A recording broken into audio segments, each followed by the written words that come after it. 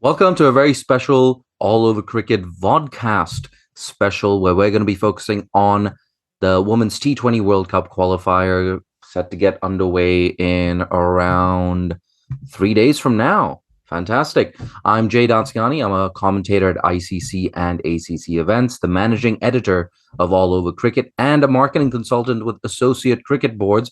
And I'm joined by Ananya Upendran, who's going to give us her elevator pitch. Hi guys, I'm Ananya Upendran. I am cricketer turned journalist. Now not quite a journalist, maybe a freelance journalist, I guess. I'm most of the time on Twitter, lots of hashtags. If you don't follow me, follow me. I'll give you a bunch of hashtags that I hope you enjoy. But yeah, I'm just so happy to be here with Jay and doing this special podcast for the T20 World Cup qualifiers. Yeah, it's gonna be so cool. Hopefully this is not our only vodcast. It depends on, work-life balance and everything like that. But Ananya, I was so glad, when you messaged me and said, hey, you know what, let's do a vodcast, let's get together, let's do a preview, let's do a review. And we were talking about this in our DMs as well, the associate stuff and the qualifiers. In many ways, they're actually more exciting than the main event itself. Yeah, definitely. I mean, I was just kind of looking at the teams, wondering, who are the favorites, or if there were kind of like two obvious choices to get into the World Cup. And right now, I have 4 or 5 teams that I'm like, they could get there, they could upset them. And it just feels like this is such a competitive event. And, of course, it then leads to the conversation about why is the World Cup only 10 teams again? But hey, that could be a vodcast, an entirely different vodcast, I guess. So I don't want to go off course here. I feel like half of all over cricket podcasts have focused on that for at least 10 or 15 minutes. So yeah, no, you're right. It deserves its own podcast series, maybe an 8-part special or something. But like you were saying, it's absolutely wide open, this tournament. And I guess it makes sense in given that to start with Group A. In many ways, it's the group of death. You've got USA, Ireland, Scotland, and Bangladesh in Group A. Just a quick summary: the United States qualified via the regional qualifier, the Americas qualifier. Scotland qualified via the Europe qualifier. Bangladesh qualified by virtue of featuring in the last T20 World Cup right before COVID. Crazy. Feels like a million years ago. And Ireland lost the regional qualifier to Scotland, but qualified as the highest ranked team. Non-qualifying. Yeah, the highest ranked non-qualifying team. I have my opinions about that, but Ananya, I want to put you on the spot straight away. If you had to pick two favorites from this group to go through to the finals, who would they be? Oh God.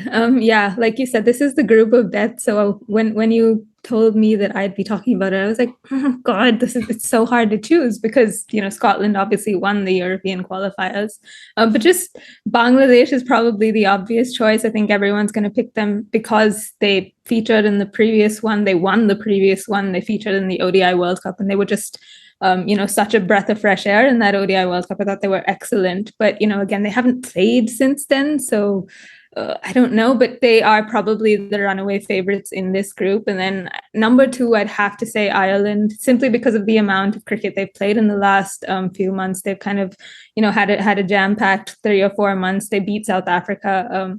So I guess those two would maybe edge the others. But Scotland, again, they won those European qualifiers. They have some really high-quality players in that lineup. So I feel like they could cause an upset. That game against Ireland will probably be key for them. So I'd probably put these three in contention for the top two. USA are probably the weakest team on paper, but those teenagers have come out there and they beat UAE, so you never know what they could do. So I guess if I had to rank them, it would be Bangladesh, Ireland, Scotland, and the USA. I'd probably agree with you. I'd just be tempted to maybe swap around Ireland and Bangladesh. But more on the topic of Ireland, I think they're doing the right things. In recent games, Orla Prendergast has been batting up the order. Thank God for that. A lot of people have been calling for that on social media, including the two of us. So it's great to see her batting up the order. You also have Amy Hunter. Uh, I don't know if she's still a teenager. I think she is. She has emerged as well in the last year and a half for Ireland. I can't remember if she scored an ODI century on debut, but she did score an ODI century in her first series, if I'm not mistaken. Yeah. So they're making the right moves in that respect, and that's a big thing. We talked about them losing that the regional qualifier to Scotland, which is why Scotland are in this tournament. And a big Mhm. thing in that game is Orla Prendergast just came in far, far too late. So the way I see it, she is probably their second best batter after Gabby Lewis. And it just makes all sense in the world to have your two best batters batting in that top four. So I'm so glad Ireland are Yeah. finally doing that.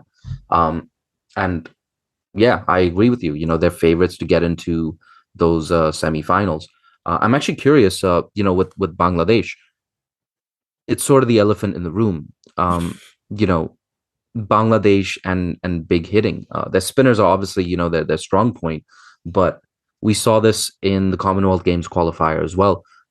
Losing quite convincingly to Sri Lanka in that de facto final. What do you make of Bangladesh's batting, and could that hinder their chances of getting to the semifinals and eventually getting to the World Cup? Look, I think, yeah, I mean, Bangladesh's batting, or most associate teams' batting, is generally the weaker facet of their game. And I feel like with Bangladesh, yeah, there are no, I guess, power players, or not, maybe a couple of power players in that lineup. And it's just kind of will it hinder them? I feel like it's always dependent on the conditions, because I feel like in most of these qualifiers, conditions have generally suited teams like Bangladesh with slightly slower tracks. So, they need someone to manipulate the field to run hard, and then their spinners come into play. And a lot of the time in qualifying tournaments, at least in the recent past, the conditions have been like that. You think back to the last T20 World Cup qualifier, I think it was in Scotland or Ireland, or Netherlands, somewhere. And there was a lot of rain, so the tracks were quite slow, and then the spinners came into play. So if the conditions in UAE are batting friendly, which I assume they're going to be, it could potentially hurt Bangladesh. But yeah, I just feel like their experiences having played these kind of tournaments, and having played against the top teams in the World Cup, although they haven't played since then, could probably hold them in good stead. I feel like they may be a little rusty, but I do think that they'll still manage to get through to the World Cup simply because of that experience. And they don't have the power, but I think they have some really smart players. You think of Nigar Sultana, Salma Khatun, Rumana Ahmed, even Fargana Haq for that matter. They're really smart batters, and they kind of know how to find the boundary, even if it's not down the ground. So I think that way it may not hurt them as much as we think it is. But again, if someone like Orla Prendergast or Gabby Lewis, or Amy Hunter or Shauna Kavanagh for that matter, are able to kind of score quickly against them, or even get on top of their spinners, and they give them, say, a 140, 150 to chase down, will they be able to do that? That's the question. But again, like I said, it's conditions dependent, depending on how the surfaces play. I feel like that's, where we'll probably see how Bangladesh kind of figure out whether they need those big hitters or not.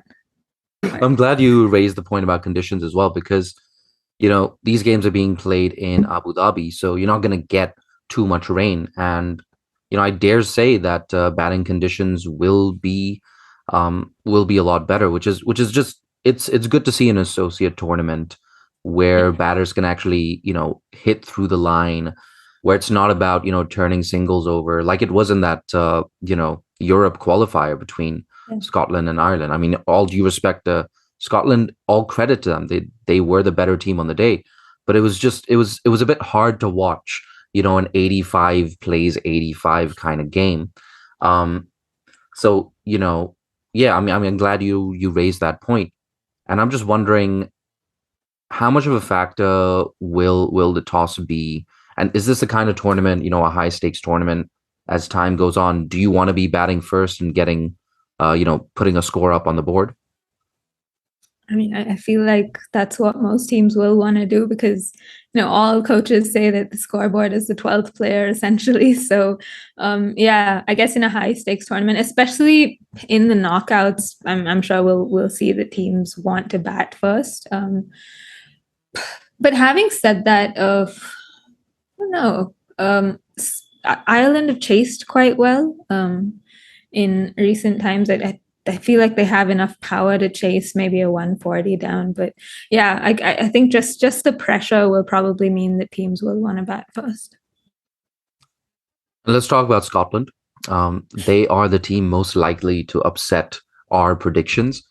Um, who are the biggest players for Scotland? Of course, you have the Bryce sisters, but what are the keys for Scotland in this tournament? And what do you make of their chances? How do they get one over Bangladesh? How do they get one over Ireland? That's an interesting question because, like you mentioned, in those Europe qualifiers, the conditions were extremely slow, which meant that Scotland spinners and the slower medium pacers kind of came into the equation and essentially dotted Ireland out of the game. So I feel like if Scotland wanted to upset Ireland, they'd want slow conditions because I feel like, yes, Ireland have a group of good spinners, but I feel like Scotland's spinners plus their slower medium pacers who bowl a lot of really good cutters. You think of Catherine Bryce, Megan McCall, Katie McGill, even someone like Priyana Chatterjee. They're kind of slower, skiddier bowlers who are always going to be attacking the stumps. So if Scotland want to upset Ireland, they want slower conditions, but if they were to face Bangladesh in those slow conditions, they may not, be able to do that well. So, oh, God, for Scotland, I guess it's always going to be the spotlight's going to be on the Bryces. How they turn up with the bat because for the longest time they have kind of been the linchpins of that batting lineup. They do have some young players like Isla Lister and I think Katie McGill's a very useful batter, but again not a big hitter. So I guess if you're looking at someone to find the boundary, it would be the Bryces and maybe Isla Lister, who's still a teenager. So how much pressure can you put on her in a tournament like this? So yeah. I think if they were to upset a team, those two would have to stand up. And then you have with the ball, I think Catherine Fraser is probably my favorite off spinner in the world. Sorry to everyone else. But yeah, Catherine Fraser and Abtaha Maksud are two very, very high quality bowlers. So I feel like they have kind of a lot of excuse the phrase, bits and pieces players who could, if they come together, could potentially upset a team. But a lot of that pressure will be on the Bryces and maybe Maksud. With the bat, the Bryces have to step up. Otherwise, it just looks like it'll be too much for them. Oh, So of course. Before I forget, Saskia Horley's kind of been the new the find of that series against Ireland. So they do have someone else with the bat. And that's great for them. That they found, I guess, someone in the middle order to continue to score those runs. So yeah, the three of them, maybe I think Saskia Horley in that series, she just looked like someone who'd come from a very different league. Of course, she played domestic cricket in Australia, so she has a bit of experience there. She just looks very calm, a very Catherine Bryce type of aura. So I think the three of them will be very key. But yeah, if they have to chase down totals, I think it'll be really difficult. I'm so glad you raised the name of Catherine Fraser. Um, I've been singing her praises such a long time. I'm very surprised she hasn't got a gig, in regional cricket in England or obviously the 100, where she'd qualify as a local player. She wouldn't be an international player. I think it's only a matter of time before that does happen. We've seen it with Abdaha, of course. And yeah, you're very right. Scotland's strength is their slower medium pacers and their spinners. And of course, you also have the USA in this group. The standout name, Geetika Kodali, Gitu Kodali. Um, And she played with the Trinbago Knight Riders in the 60 and in the CPL. And she was a standout performer for TKR in those two tournaments. For the USA, what do they have to do to make it to the semifinals? What do they have to do to pull off an upset against any of these three teams? Um, all due respect, I feel like if USA were to kind of push that top four, they'd need to play out of their skins, but they'd also need for the other team to have kind of a bad day. Because yes, their teenagers are really exciting, and I mean they beat the UAE in the quadrangular tournament. So there's obviously a lot of confidence that they're going to go into these qualifiers with. I think younger players do come in.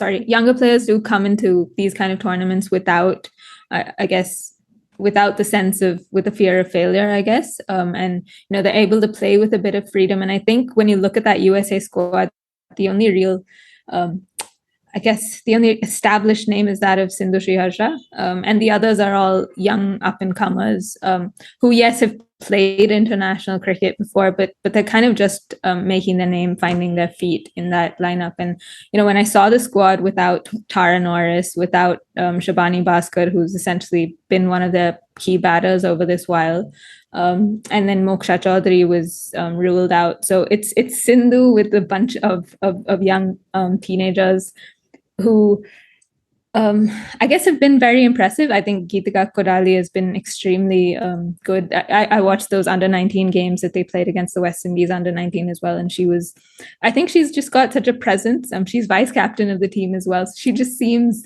even as a teenager, to just be so calm and almost like she knows what she's doing. It's no big deal. But yeah, I guess if they had to upset someone, they'd also, have to hope that they have a bad day, because I feel like they're still figuring out their games. So, in a tournament like this, under pressure, how is an Anika Kolan or a Asani Vaigela, a Geetika Kurali going to respond, especially with the bat under pressure? I guess, with the ball, they've kind of figured things out. Peter did tweet that they've been fielding extremely well, which you expect from a group of teenagers. So, that side of the game, I assume, they'll take care of it. But with the bat, when under pressure, how are they going to respond? And I feel like the other teams just have very, very good bowling attacks. So it may be a tough climb.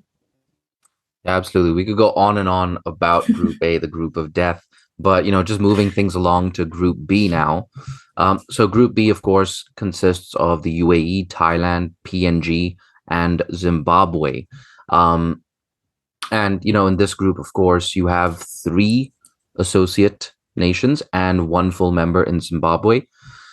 I think we can both agree that Zimbabwe are hot favorites to progress out of this group. They won all 3. Are they really? Games. Yeah. Well, yeah. Oh, wait. Oh, what am I? Oh, my God. What a huge oversight.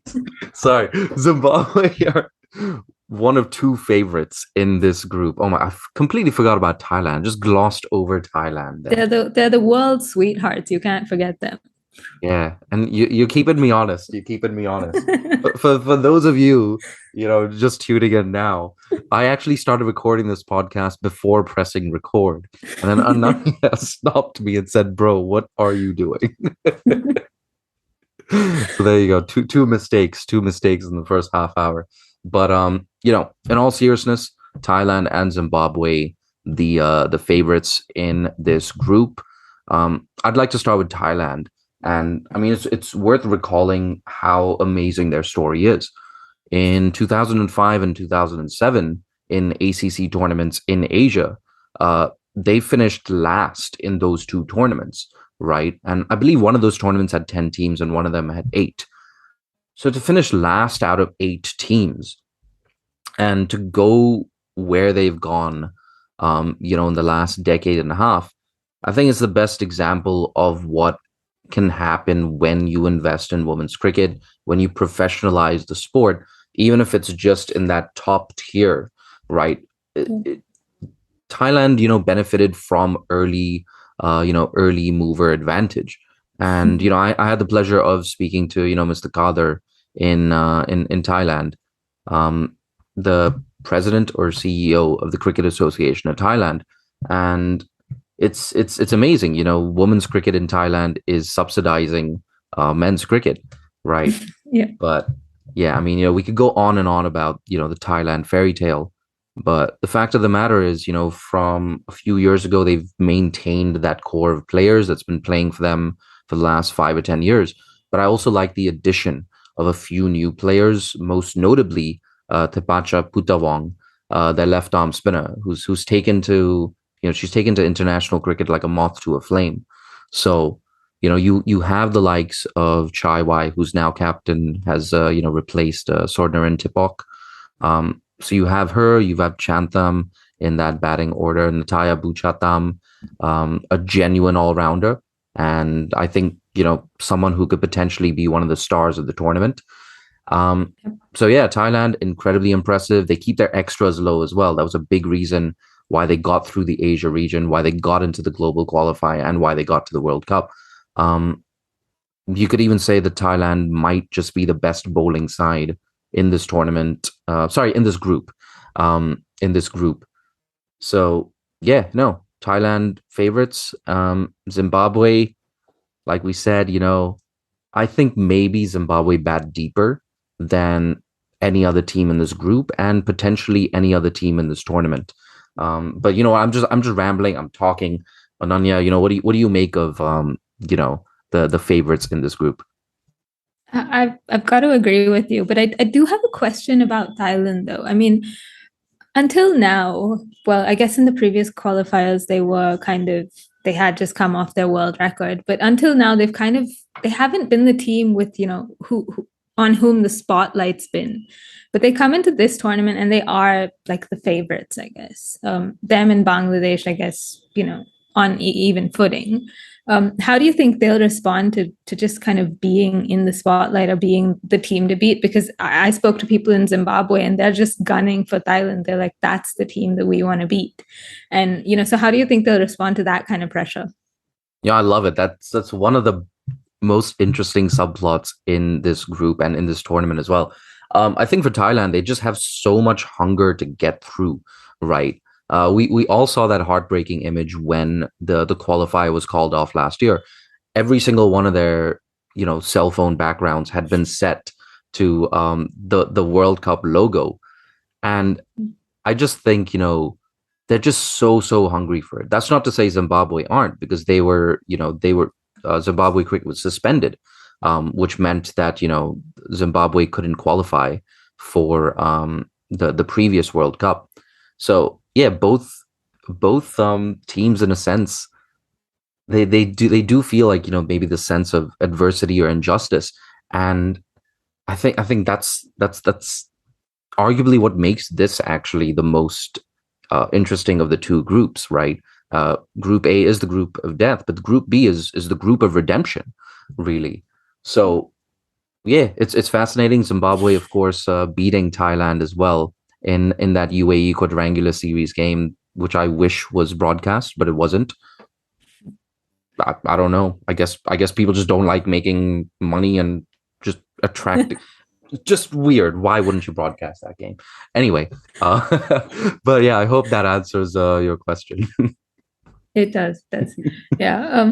I got to agree with your assessment. I mean, it does feel like Thailand, the best bowling side in that group, I think by a country mile. Probably, I feel like they do slightly edge Bangladesh just in terms of discipline. I feel like sometimes Bangladesh, especially with their seamers, can just go a little off the radar. So yeah, I have to agree with your assessment there. But just I guess in comparison, because you brought up Zimbabwe's batting depth, I have to ask you. Thailand just seemed to have this approach where they kind of take the innings deep. So Natakan Chantham generally, bats kind of at a slowish pace for her standards at the start, and then kind of, goes ballistic. Whereas Zimbabwe kind of have the opposite approach, where they're just going gung ho from the very beginning. And someone like Sharon Myers has said that, we know we aren't technically correct. maybe not all of us are technically the best players, but we've got probably the most power. And that's something that we want to take advantage of. So, I guess, how do you see these batting or the strategies of teams going into this tournament, especially because Thailand and Zimbabwe are kind of the favorites of the group? How do you see that going? I love that you asked that question because we got a bit of a preview of that on the last day of that quadrangular series, where Zimbabwe were chasing, I want to say something in the region of 100, 103, and they got off to an absolutely like lightning quick start. Sharne Myers right at the top. Um, and I think a big thing for Thailand when they do play Zimbabwe again is negotiating that power play, right? Quite often for them, we've seen Nataya Buchatam bowling in the power play. She's done it for the majority of the last few years, and I just wonder if there is an opportunity to, exploit those matchups. Someone like Kellis and Lovu. Sorry about that. Kellis and Lovu. She's a left-hander at the top of the order. So you have that right-left combination. But I much rather, bring in my left-arm spinner, Putawong, to Sharne Myers, who, is clearly the more experienced and I would say the more threatening of the two openers. So I think that's something Thailand might have to consider. It's going to be a departure from their usual protocol, but in my opinion, just try it out for an over. It's just classic T20 strategy, right? There's nothing very imaginative or innovative about that. But that is definitely something I would like to see. And going back to something you talked about as well, how Thailand prefer to take the game deep in terms of their batting order. I think a big plus for them over the last few years has been the emergence of Chanida Sutiruang, the batter, right? Yeah.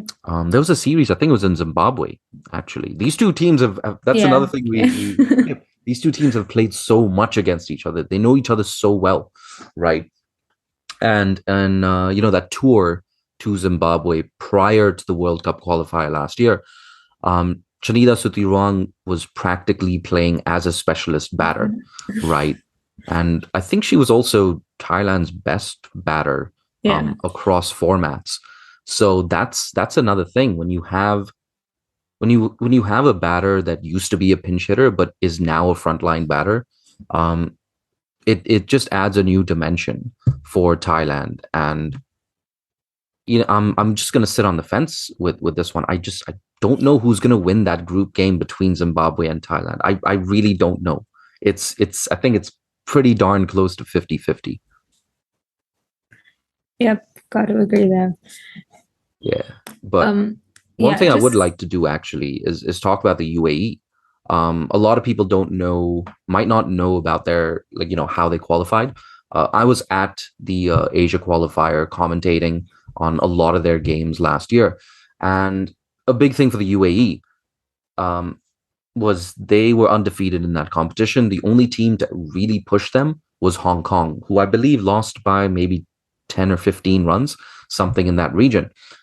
And a big thing for UAE in that tournament, their bowling they probably had the best bowling team in that tournament. But their success was also predicated on their top four. One member of that top four, Chamani Senavaratne, is not in this squad. I don't know if this is like a low-key retirement that's kind of like, slid below the radar. I put some feelers out and I'm trying to figure this out. But, the absence of Chamani Senavaratne at number 4, it means that UAE are now top-heavy. They're a little too reliant on Tirtha Satish, Isha Oza, and Kavisha Igodige. And that's something that, kind of cost them against Nepal at the ACC Women's T20 Championship, where they were bowled out for 80. And had it not been for rain, Nepal may well have come out and chased down that target, and Nepal would be in the Asia Cup instead of the UAE, right? So, and it was Asmina Karmacharya on that day. I was so glad to be on commentary for that game as well. It was an amazing spell of bowling. But it just goes to show that the UAE, that is their Achilles heel. There's not really much happening after that top three. And you have someone like Kushi Sharma, who on the surface, from what I've seen, has a lot of potential. But so far in international cricket, she just doesn't have the runs to inspire confidence in a massive tournament, in the biggest tournament that any of these players have played. Having said that, that top three has so much talent. Tirtha Satish, Isha Oza, Kavisha Igodige, we saw them at the Fair Break Invitational as well. So it's one of those situations. Once again, you get runs on the board, um, you get runs on the board, and their bowling lineup, which is very, very talented. The likes of Mahika Gore, who got a gig for the Manchester Originals, unfortunately didn't get a game. But you have Mahika Gore, Induja Nandakumar, Kushi Sharma herself, who was the top wicket taker at the Asia qualifier. Chaya Mughal, one of the most underrated bowlers in associate cricket, in my opinion, rarely ever gives any runs away. Um, so yeah, their strength is definitely built on their bowling attack. I could go on and on. There's leg spinner Vaishnavi Mahesh as well. Um, so it's a similar story for UAE compared to a team like Scotland in the other group, where their batting fortunes rest almost entirely on the shoulders of three players, but their bowling attack is just so varied. And their under 19 team, they beat Thailand in the under 19 World Cup Asia qualifier. You can't beat a Thai, you cannot beat a Thai outfit unless you are incredibly talented. Maybe if this tournament was being played 4 years from now, I'd have a little more confidence in the UAE as pre-tournament or favorites in this group. But for now, I think the main thing for them is being able to play against full member opposition and higher ranked associates. And what this would mean for the careers of a squad, many of whom are teenagers. Yep, but I'm just gonna put a positive spin on it. They are playing at home, so they kind of do know the conditions. So you never know how that turns out. I mean, it may just but the crowd may come into it. They may just kind of pull off something. But yeah, like you said, it would be an against the odds achievement, I suppose. But looking at the final team in that group, PNG, that's kind of an interesting one because they haven't played any cricket for God knows how long. They didn't play a qualifier to get here. They're just the highest ranked team in the East Asia Pacific region. So, what do you make of their chances? Because they're coming here with pretty much no international cricket for the last while. How do you think they'll fare in this tournament? Yeah, I believe they're the only team in this tournament not to have played international cricket since the last qualifier in 2019, right? That's 3 years. That is actually, it's been longer than that. It's been 3.5 years, maybe. Let's just say three. Let's be generous to the ICC over here. Let's give the ICC a break. But no, I mean, their regional qualifier was controversially called off in August 2021. It made very, very little sense for the regional qualifier to be called off in August 2021. The qualifier that I was at, the Asia qualifier, that took place in late November. And it just, for a team like Japan, I'll get back to PNG, but for a team like Japan, neither their men's team nor their women's team has played in just ages. Like in this pandemic era, their men's and women's team haven't played any cricket whatsoever.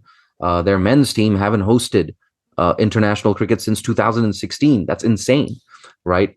We'll get back to the topic, of course, but it just seems like the powers that be, they seem to prioritize certain regions um, over other regions. And not only is this not fair, I just feel like it doesn't really make a lot of sense either. Um, yeah, and PNG. That's not to say they wouldn't qualify if there was a regional qualifier. I believe that probably strong favorites to do so, but this lack of cricket, the cancellation of the qualifier, it's really hurt them. They played one warm up, right? One warm up that we know of against Ireland, and of course they got absolutely smashed in that game. Nobody was surprised by the result. If anything, we were expecting more of a blowout. Um, and we saw this, with their men's team in the men's T20 World Cup qualifier, and you're going to see it over here as well. It's hard to see them. It's almost impossible to see them going into the semifinals with such a drought of cricket. I don't know. What do you think? Yeah, I've got to agree. And I mean, thinking back to those to the 2019 qualifiers, they were semifinalists, and I thought they were kind of such a good fielding unit. Of course, there were one or two special performances with the bat, but because those conditions kind of allowed for the good bowling and fielding teams to dominate, thought PNG were very impressive through that tournament. So yeah, it does feel like it's going to be a massive uphill task for them. We did see some clips that Cricket Ireland posted of that warm up game, and their bowlers just kind of, yeah, they looked like they were kind of just now kind of getting their engine started, and you completely understand that. I mean, it's hard to kind of replicate, even if you are getting to practice, which who knows whether they were doing. Even if you are getting to practice, it's so different when you play a game, especially in the scorching heat of Abu Dhabi. Yeah, I can't imagine how they're going to be feeling going through that, but I'm sure they're also going to be, I guess, happy getting to play finally. So that's a positive spin that we always look for, I guess. But yeah, I think it's going to be difficult for them. Yeah, no, absolutely. And I want to go back to one thing you said when we are talking about the UAE, that home ground advantage. And if this wasn't being played in the UAE, maybe we'd think, okay, you know what, PNG, um, decent chance of upsetting the UAE, well, just beating the UAE, not upsetting them. And you win one more, and suddenly you're in the semifinals, and anything can happen from there. But the thing with the UAE, it's not just a familiarity with the conditions. They will most definitely get crowd support. Um, that final game that they played at the Asia qualifier last year, there were easily there were easily 150 UAE fans, family in there.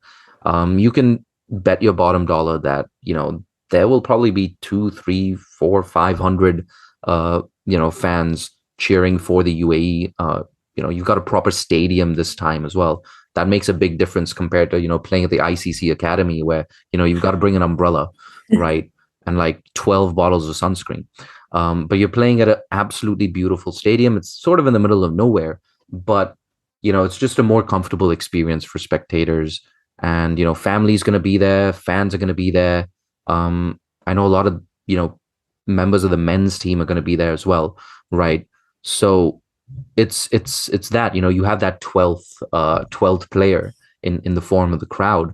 So I think, yeah, it could get interesting. You never know. I think UAE and Thailand is going to be very interesting, just because of the number of players in this UAE unit that have these memories of beating a Thai outfit that was captained by Tepacha Putawong. Um, so maybe in that sense, you never know. All it takes is one upset. It's T20 cricket.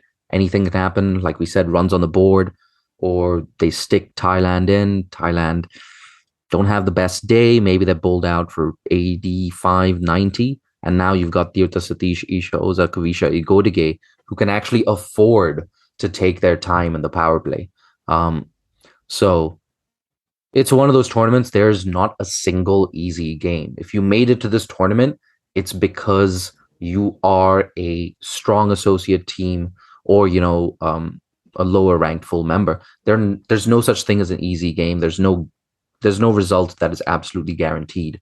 And that is why we love watching qualifier tournaments. It's so amazing. Yep. Yeah. Yeah, it's going to be so much fun. I think what the opening day, it opens with Thailand and UAE. So that's going to be a massive game. the one that you said is going to be interesting. So yeah, we're opening with an exciting one. So, oh God, I can't wait. I'm just kind of, but I feel like from everything you've said, you're pretty certain that Thailand and Zimbabwe are going to go through from Group B. Yes, I am. I mean, yeah. And just to put you on the spot, who's going to finish first? I'm gonna have to go with Zimbabwe. Ooh. Yeah, winning that series in South Africa 4-1 against that emerging team. Um, that was some proper statement from Zimbabwe, you know. And yeah, I think it's Zimbabwe to win this group. We're gonna see Zimbabwe in the World Cup as well. I know you haven't asked me about this, but I'm gonna do the same to you as well pretty soon. And I think that second World Cup spot. Oh God, this one's a hard one. Mm, Can we just send 4 teams to the World Cup? yeah, let's just send all 8. Let's That send would be all 8. lovely. Get another tournament, send another 4, make it a 20-team event. Um, no, but I'm going to say Zimbabwe and Thailand to go through. Ooh. Wow, that's a big call. Yeah, sorry, Yeah, the Bangladesh team fans. that went into the ODI World Cup and that kind of, I don't know, well, caused a fair few jitters through that tournament, counting them out. But yeah, I get your reasoning. I'm It's just gonna Thailand as say, a fielding unit as well. That's yeah, another big thing. You know, in high pressure situations, um, yeah, I mean, you know, that they're not the only tight, disciplined bowling lineup in this tournament. But I think Thailand's fielding and just how bad they want it. I know this is not something you can quantify or measure, and it's very subjective, but I just feel like, you know, the Harare screw job, hashtag Harare screw job. I think it's just lit a fire under their bellies, and I think they just want this so bad. And I think with Thailand, there's a sense that they're playing for more than just themselves. They're playing for just, you know, cricket in general. They're playing to make a statement to the rest of the world that, you know, even in, you know, even in the light of these systemic injustices, even with what happened, right? They're so capable of, you know, reaching the pinnacle of the game if they get that administrative support, and, you know, if they're treated fairly. And I just think that, you know, that's going to be like this human factor that pushes them over the line. I don't know, maybe I'm just a fan of fairy tales. yeah, well, God, I agree with that. I mean, I do think that they are a very hungry team. Not that you can quantify that, but I also think that, you know, even just glimpses of what they did through that T20 World Cup, and I'm sure that they've built on that, but you could see that they are very tactically aware, and you know, through conversations with their coach Harshal Pathak, you kind of, it comes across that he is aware that, you know, skill is one thing, and but he's kind of drilled into their heads that tactics and just understanding the opposition, and how you can kind of get the better of them, be smarter than them, is something that I think Thailand do a lot better than even some of the full member nations. I think they kind of create plans and practice those plans very well, and I think that's probably one of the reasons they've kind of progressed as I wouldn't say quickly, but you know, have kind of become the world's darlings, because they are so good at executing very smart plans. So yeah, I think between them and Bangladesh, they're probably the smarter team. Just I'm going to be biased and say I'd love for Zimbabwe to go through. I think, you know, for them it will be a fairy tale. Just having watched them in through their time in India, the amount of work they did when they came here, the number of games that they played, and you know, just after games they were going back, having conversations with coaches, having conversations with the opposition, you know, doing lots of drills, figuring out how they wanted to play spin. And you mentioned that series against Thailand earlier, but that was the series that kind of lit a fire and made them understand that they were terrible against spin. And if they kind of wanted to progress, that they'd have to work on that part of their game. And it does feel like they're so determined. This is having watched Zimbabwe over the years. There seems like almost a Thailand level confidence around them, where they're just so certain of what they want to do and how they want to do it. So just this team. There seems like a silent sense of confidence around them. So I would love for them to qualify for the World Cup. Plus, it's almost like a home World Cup for them. It is in Africa, so that would be great. So I like your choices of Thailand and Zimbabwe, but I feel like you can't count Bangladesh out. So yeah, I'm gonna say I can't not pick Thailand. I can't not pick Zimbabwe. I'm gonna side with you and say Thailand and Zimbabwe would be a nice. Yes. Would be yeah. That would be good. No, I mean, I think you're absolutely right with Bangladesh, and we talked about this earlier in the podcast as well. But the toss could be a massive, massive factor. You get into that semifinal, you win the toss, you bat first, you get runs on the board. That could put, all of our predictions to shame. Like maybe it's just a matter of who bats first. So I don't know. It's gonna be interesting. I'm not gonna keep you much longer because I told you this would be like a 40-minute recording, and I feel like I don't know. I felt conversations around cricket, especially associate cricket, never are. So yeah. Well, I mean, thanks, Ananya. You've given me a lot of stuff to edit. Oh no. No, I'm totally kidding. I'm totally kidding. But Ananya, it's been so good to have this conversation with you. I'm glad we did this. And for everyone sitting at home, listening to us, watching us, hopefully we can do something like this, during the tournament as well, and after the tournament. Let's see how it goes, with the workload and stuff. But yeah, I'm sure if you like what you've heard, you can always follow me on Twitter at Dansinghani. Ananya, I'm gonna ask you to plug your social media handles. Yeah, you can follow me on Twitter at _Upendran 11 my jersey number. So I mean, I don't even know why I bothered asking you, because let's face it, everyone already follows you, right? No, that's not true. But thanks. I like that you think that. Makes me feel good about myself. Great, Ananya. 18th of September, it's kicking off. I can't wait. And if you like what you've heard, you can always hit that subscribe button, that bell icon. Whenever we come out with a new video, you'll be the first to find out. We got a video with Mahika Gore coming out as well. Did a write-up on allovercrick.com, and the video will be dropping soon. So yeah, we will see you around at the qualifier. See ya.